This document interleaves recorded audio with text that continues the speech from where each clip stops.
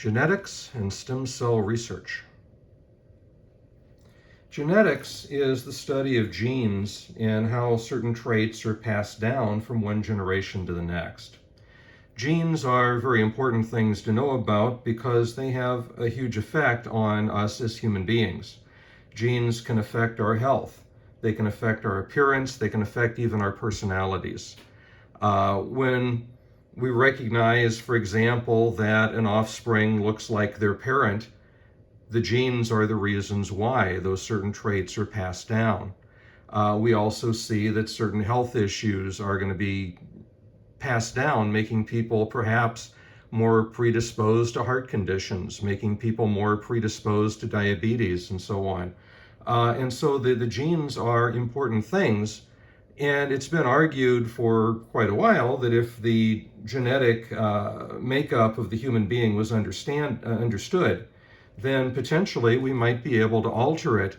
And from medical standpoints, this might be a very positive, a very good thing, because we would be able to perhaps isolate and root out those aspects of the genetics that leads to things like heart disease, diabetes, and other ailments. Now, all of this begins with the Austrian monk Gregor Mendel, who lives from 1822 to 1884. Gregor Mendel worked in the field of biology, and he studied how character traits are passed on from the parent to child within the plant world. And so if you look at the little image on the screen there, you'll see this idea of how he is taking the stamen from the purple flower and transferring it onto that of a white flower. But through the pollination process and the growth of those, it ends up producing purple flowers across the board. Now, what does that mean? Well, it means that there are certain traits, in this case, the color purple, which is going to override that of the color white. And we can see the same thing when we look at human beings as well. The idea of a blonde hair as opposed to a brunette. The brown hair is going to be dominant over that of the blonde. So, we learn in these early stages through the work of Mendel a little bit about how that process works. So what led to this discovery? Well, in 1866, Mendel discovered that through cell division and sexual reproduction, that there's going to be a transmission of hereditary traits from one parent down to their child. And so selective crossbreeding could lead to certain traits showing up in their offspring without the blending of parents' characteristics. In many cases, we see elements in which the two parents come together and their offspring has those elements of both. And so the child doesn't look necessarily like a carbon copy of either parent, but you can see elements of both of them coming together. But if we engaged in selective crossbreeding, then perhaps we might be able to blend together those individuals to produce the types of results that we're looking for. Can we eliminate, for example, the poor vision of one parent to provide better vision that comes from the other? These are the types of things that geneticists start wondering about. Mendel draws three basic conclusions from his work. First, the inheritance of each trait is determined by genes that are passed on to descendants unchanged. So that genetic inheritance that each of us takes on from our previous generations, this is genetics that's passed on unchanged. This is what's natural. An individual inherits one such unit from each parent for that trait.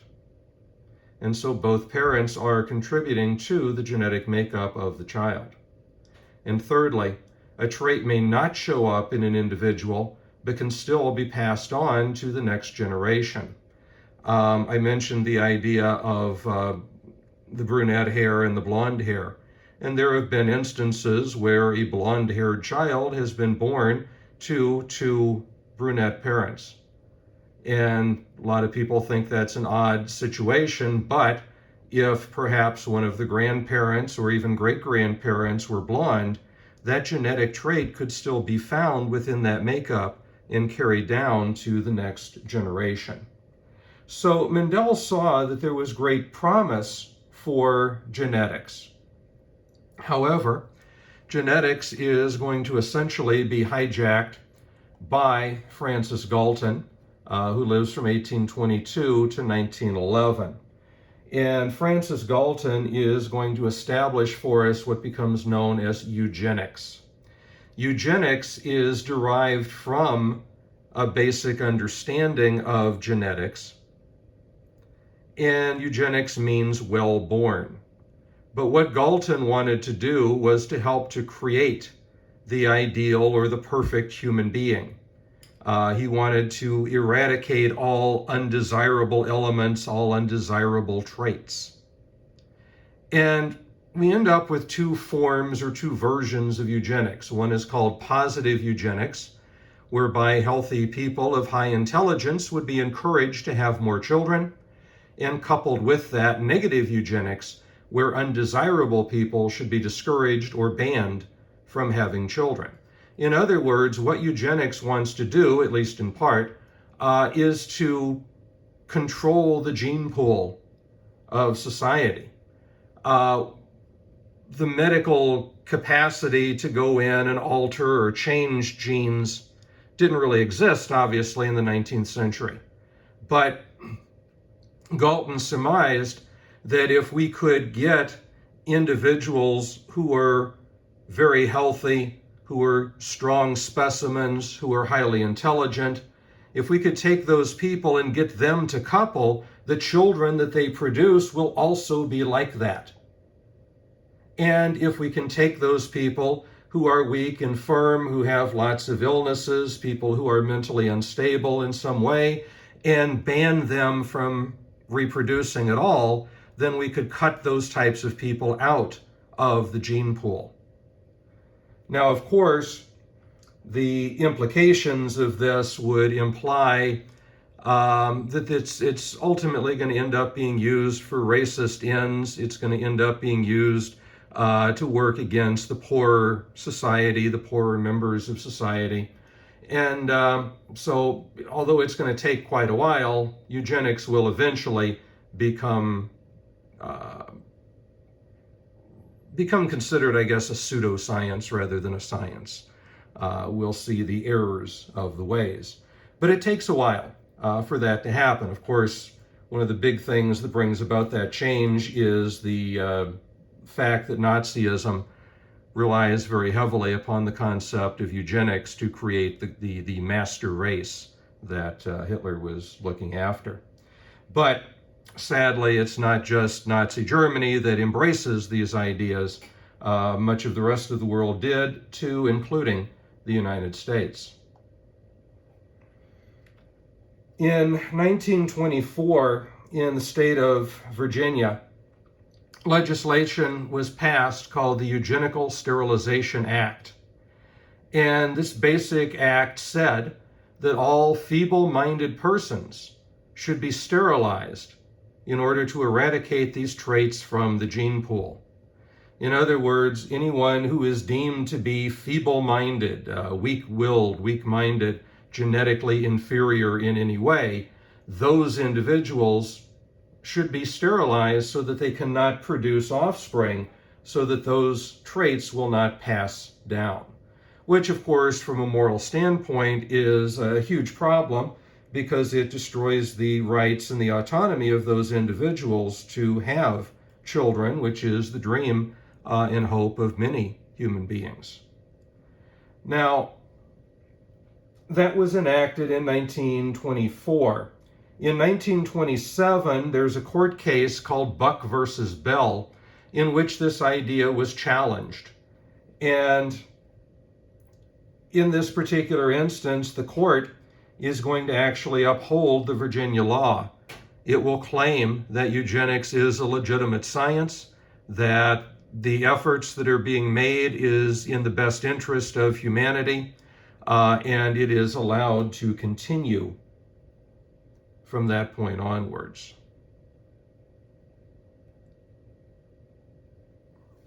The sign that you see, I want to take a moment to read that out to you in case you're not able to see it on the screen, but this is a historical marker dealing with this important issue.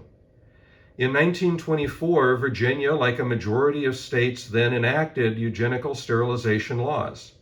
Virginia's laws allowed state institutions to operate on individuals to prevent the conception of what were believed to be genetically inferior children.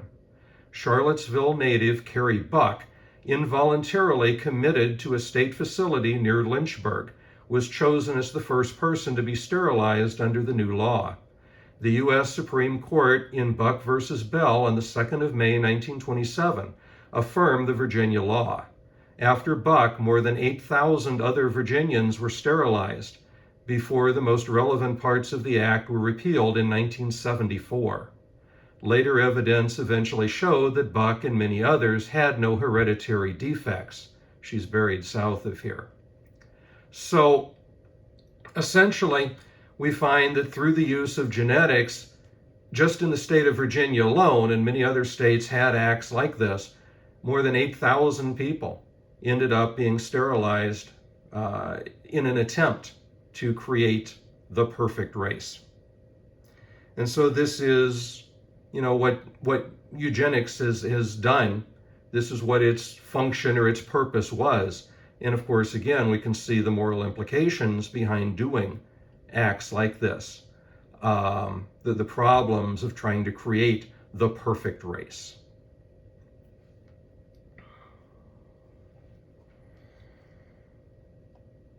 In the 20th century, genetics is going to become involved in the use of stem cells. And so we need to talk a little bit about what stem cells are.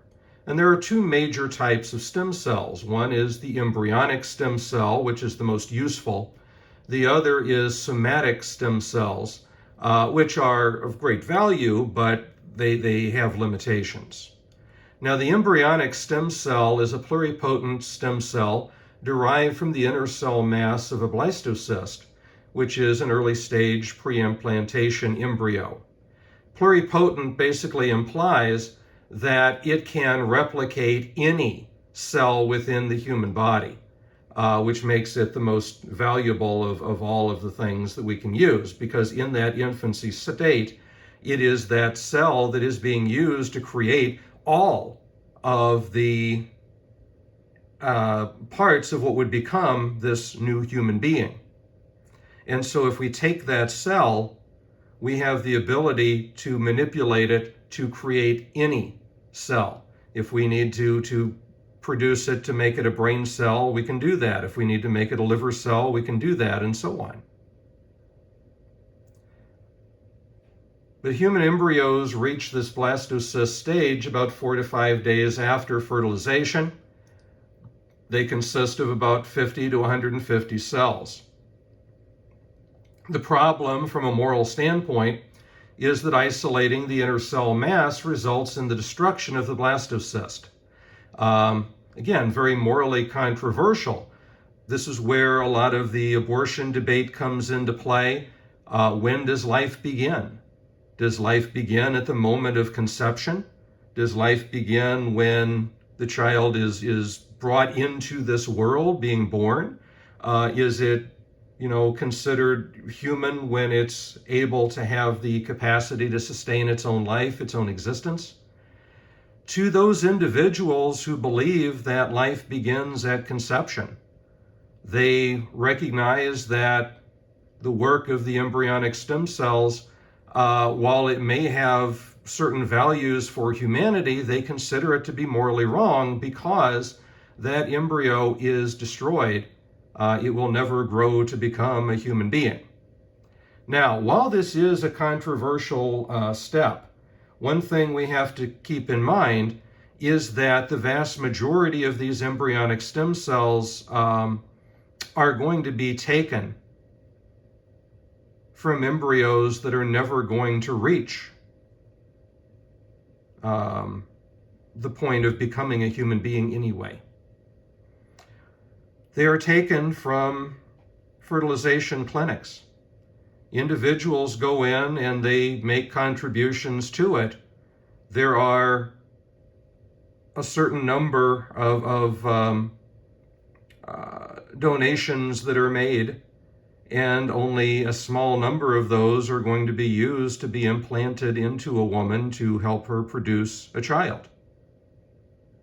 So, in reality, the vast majority of those would have been simply thrown away anyway, because they can only survive for so long within the clinic. So, really, the moral arguments that are being made here don't seem to be viable, but yet many people will continue to argue them, continue to insist upon them. The other form of stem cell is called a somatic stem cell, sometimes called adult stem cells, and these are found in organs or tissues. They can self-renew, they can yield the differentiated cell types comprising that organ or that tissue. So somatic stem cells really only work in a very limited scope. If you have a liver cell, that liver cell can only be used on the human liver. If you have a brain cell, that cell can only be used on the brain, and so on. It doesn't have the capacity to replicate any organ in the way that the embryonic cell does.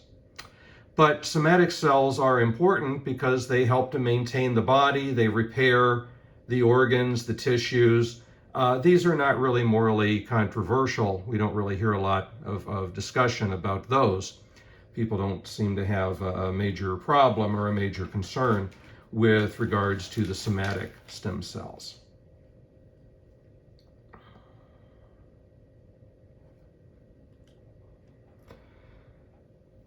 Between 1990 and 2003, scientists engaged in what is known as the Human Genome Project.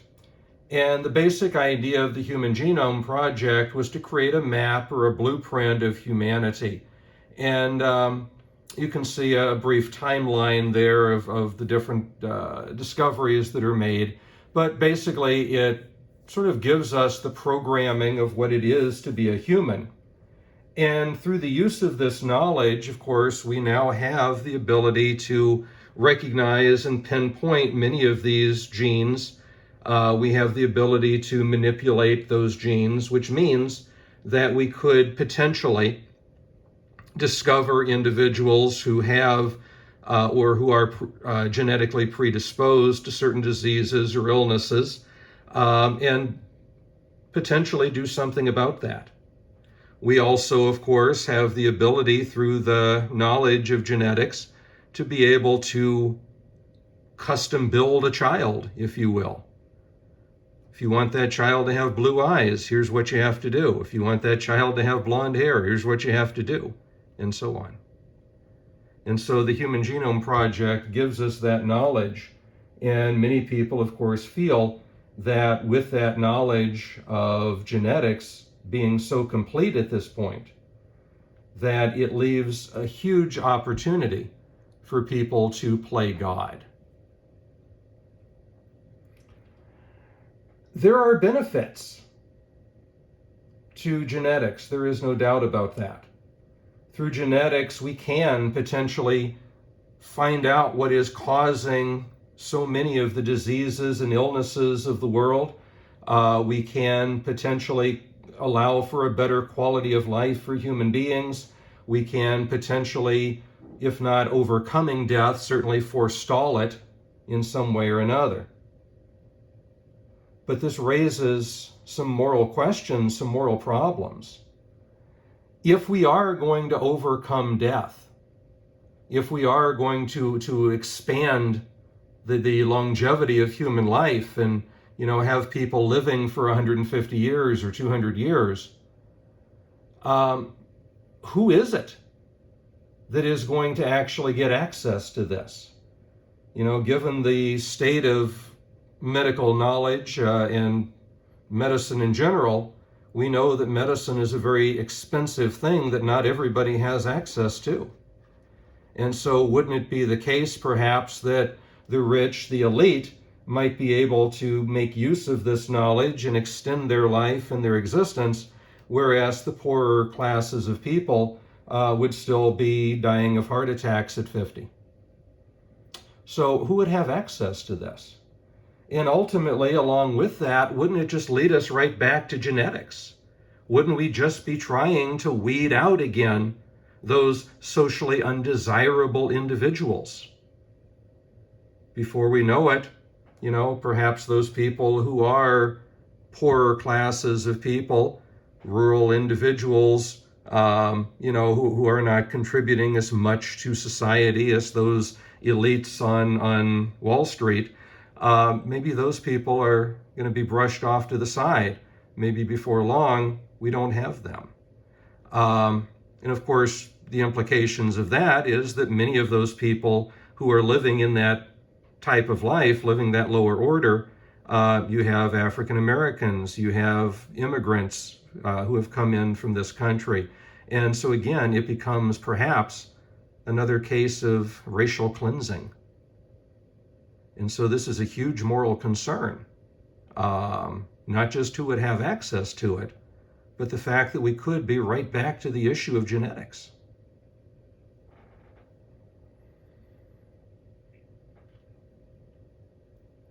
The idea of wanting to extend human life is natural. Going 5,000 years back, the Epic of Gilgamesh talked to us about the idea that human beings are afraid of what comes next. They're afraid of death. And so we try to find ways to discover, to cheat that death, to push it off. And we keep seeing down through history all kinds of examples where people are trying to do that. That's where the stories of the Fountain of Youth come from. And so we want to find a way of living longer. But there's problems with this too. We know that there's already overpopulation. In the last 125 years, world population has gone from about 2 billion to 8 billion. And it's estimated that it's going to be considerably larger, that we could potentially hit as much as 20 billion people on this planet by the end of the century. Now, if that's the case, then what about the fact that we have overcrowding, the fact that we have food shortage problems? Wouldn't individuals living even longer add to that? And what about the issue of retirement? We look forward to retiring at 65 or 67 or something like that. And the way things are now, we're looking at maybe 20 years of life after that to enjoy retirement if we're really lucky. But if we were living to 150, would that mean then that we would be expected maybe to work until we're 130?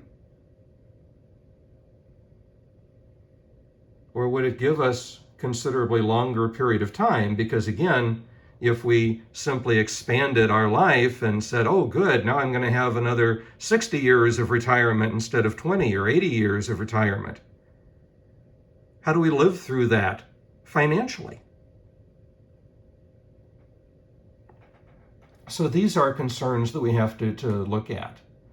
Also, we know that as our life is expanded, we've gone from an average lifespan of about 47 in the 19th century to about 77 today.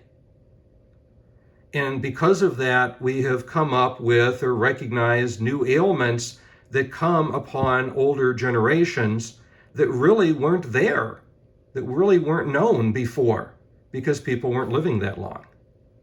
So if we end up expanding life beyond, then isn't it the case that we might potentially have a whole lot of new illnesses that we have to deal with, producing a lot more problems, more suffering, more pain for humanity? And the last question I wanted to raise, and this is, I think, a very interesting, not only moral, but also a philosophical question in general. Would we still be us? You know, we have this already now where an individual can get organ transplants. We can transplant a heart into a person. We can transplant a liver into a person, and so on. And through that act, be able to extend their life. As one part wears out, we replace it with another. But suppose that we got to that point where every time that something wore out, we simply replaced it with something else. Eventually, of course, we know that our physical body itself is going to wear out. And so we already do this where you have, for example, a hip transplant, where an individual has a metal ball joint that's put in. So how long is it going to be under circumstances like this where we're not really human beings anymore, but we become like the fictional Cybermen, individuals who are a brain encased in a suit, living that life, you know? Is this what we want for humanity? Is this the future that we're looking for? And while there might be a few people that say yes, I think most people would recognize the answer is no. Because, I mean, again, if you replace part after part after part after part, eventually there's nothing left of you. Would you still be you, right? If you were replaced bit by bit by bit, 500 years down the road, would you still be that same person that you were when you were born? And I'm not talking about the type of changes that we all make throughout our lives and, you know, the fact that we grow and things like that. I'm talking about down at the core, would you be you anymore? Or would you be a completely new creation? And I think these are major concerns that need to be addressed with regards to the issue of genetics.